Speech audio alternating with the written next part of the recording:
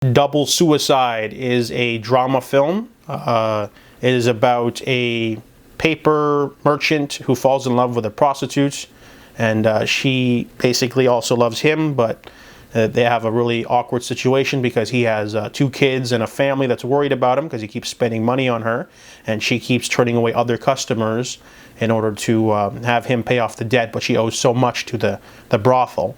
So one of the aspects of this movie is that it starts with an opening from the director talking with his colleague, I guess, about how the film is supposed to be made, because it was based off of a Bunraku puppet play. I think they were going to have the finale of the movie done with puppets, and I think that they shouldn't have put that in the movie, like the conversation they had at the beginning of the film.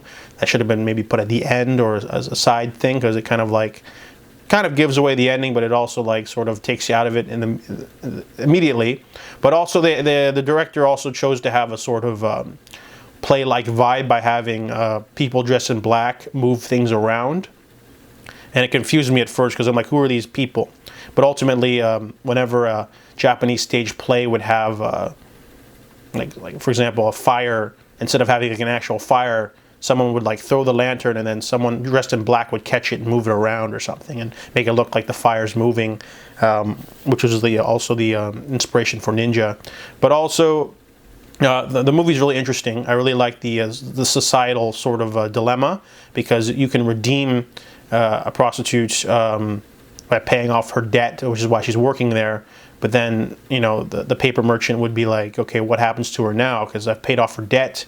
She's going to live with the family. It's like, you know, it's a really like tragic sort of Romeo and Juliet kind of inspired story, but it's a very unique in the sense that it's based off of a Japanese puppet play. So it's like their version of Romeo and Juliet. So it was really interesting in that regard, but it's also really intriguing to see the societal sort of aspects of it, because it's all in the open. It's not, you know, him seeing her is like something that everyone knows about, and you know, he brings shame upon his family for that, and you know, he gets chided a lot by his in-laws and his family members, and they're trying to figure out if she's like being forthcoming as well, or she's just using him.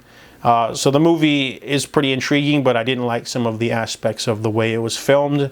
I didn't like the opening, and so that kind of affects it, even though the story was really interesting in itself. So I give Double Suicide a 6.5 out of 10.